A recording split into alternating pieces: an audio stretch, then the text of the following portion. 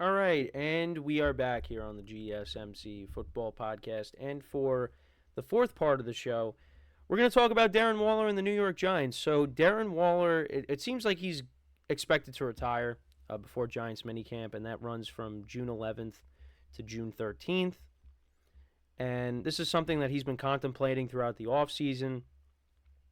And it hasn't, I think it's been made official, but I'm not too sure. But either way, he's most likely going to retire.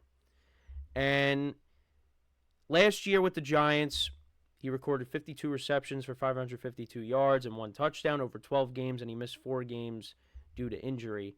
And Darren Waller has dealt with a lot of injuries over the course of his career. And I took a look at it yesterday. So these are some of the injuries that he suffered. He's dealt with knee sprains, concussions, hamstring injuries, shoulder injuries, fractured thumb, fractured thumb. He's dealt with a lot. And, with the Giants, like I said, didn't really play. Well, he missed 4 games. It's really been since the 2020 season when he was with the Raiders that he's been dealing with injuries. And when he's on the field, he's productive. But, with the Giants, it was kind of a mess last year because of just the carousel at quarterback. And, with him being in and out of the lineup, it just, it didn't really work out. And Giants acquired him in March of last year in exchange for a draft pick. I think it was a third-round pick. He signed a $51 million extension in 2022, running through the 2026 season. But, it just did not pan out at all for the Giants. And, they've been preparing for Waller's potential retirement. They added some depth this offseason to the tight end room. I mean, you still got the young tight end, Daniel Bellinger. You got Lawrence Cager, Tyree Jackson, Jack Stoll, who I think they signed this offseason as well as Chris Manhertz as well. And then they also have Theo Johnson from Penn State, a 4th-round pick. Darren Waller has had an interesting offseason.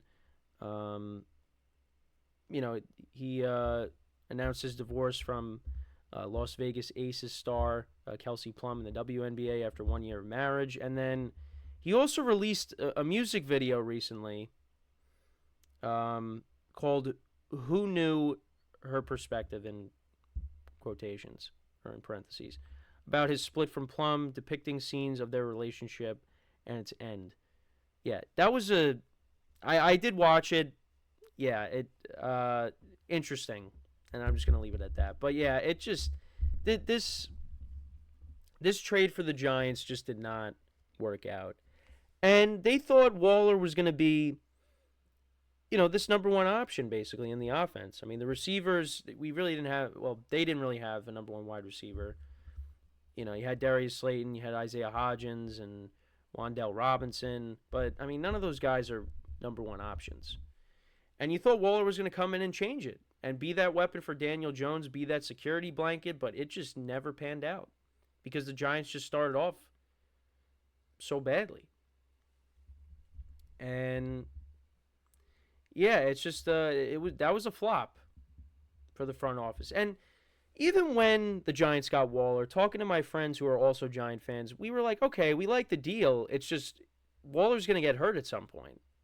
And sure enough, that's exactly what happened. But that wasn't the biggest problem. The Giants had so many issues last year. And this trade ended up being a waste.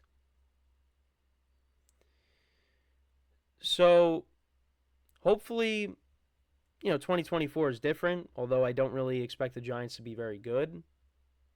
I'm excited about the defense. I'm excited to see Malik Neighbors and how he is in the offense. And now Jalen Hyatt in year 2, and Wan'Dale Robinson looked good last year. I think the Giants do have some pieces that they could build around. But I just think it's going to be another rough year. And this is just the latest of flops for the Giants.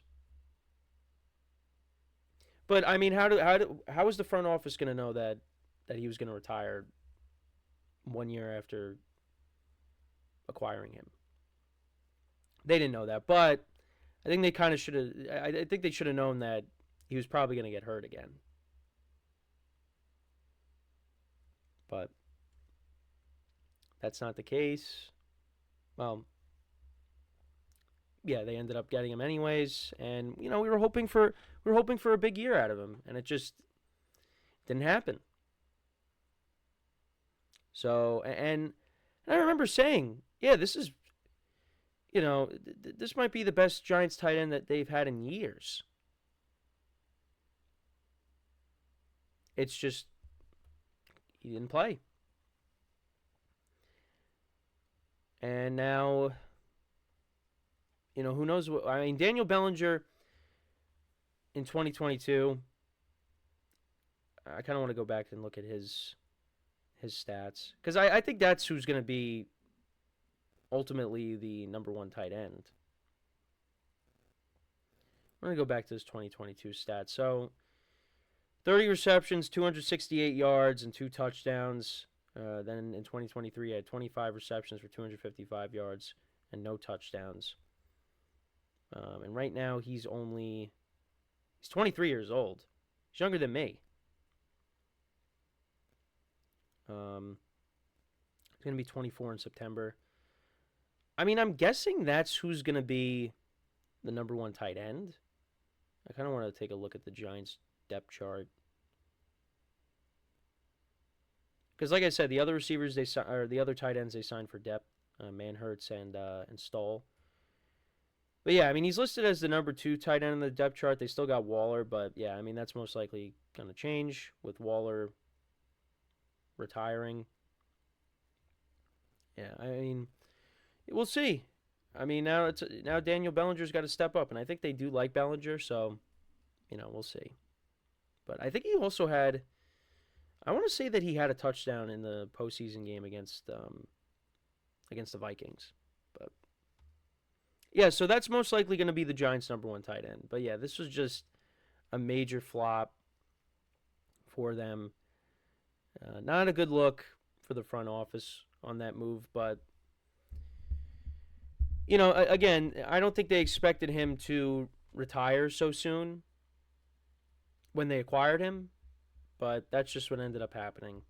So now he's, I guess, going to pursue a music career. But yeah, just another thing to just shake your head when it comes to the Giants. So, but again, I'm not gonna kill the front office for this move, because but it's just unfortunate that it had to happen, because they were expecting big things out of him, and it just didn't pan out. So, now the Giants got to move forward without him and just hope that other guys step up. So, we'll see what happens. But that's really that's my thoughts on it. Again, as a Giant fan, I'm not really that upset over the retirement, but you're kind of hoping that it would work out better. Because, again, Waller at one point was, he was one of the best tight ends in the NFL. I mean, you looked at him, Kittle, and Kelsey. Those were the top 3. And then you got Mark Andrews as well. He was up there. But now, he just kind of fell off. I mean, injuries were a problem. So, yeah, it's unfortunate, but, now he's...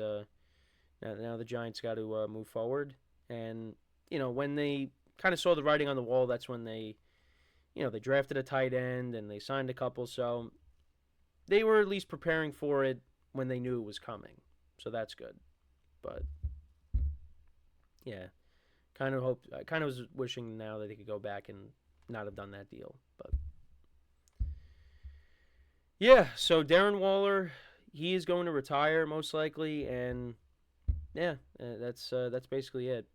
So, but let me know what you guys think about the whole Waller Giants situation. How did you guys feel about the deal when it originally happened? Because again, I thought it was good. I was like, all right, we got a good tight end, but it just did not pan out. So when we come back now from our final break of the show, we'll talk about some comments made by C.J. Stroud on what career he would rather have, Eli Manning's career or Aaron Rodgers' career. And I am intrigued by the comments that he made, and I wanted to give my opinion on it. So that is what we are going to do when we come back from our final break of the show. So for one final time today, stick around, and we'll be right back here on the GSMC Football Podcast.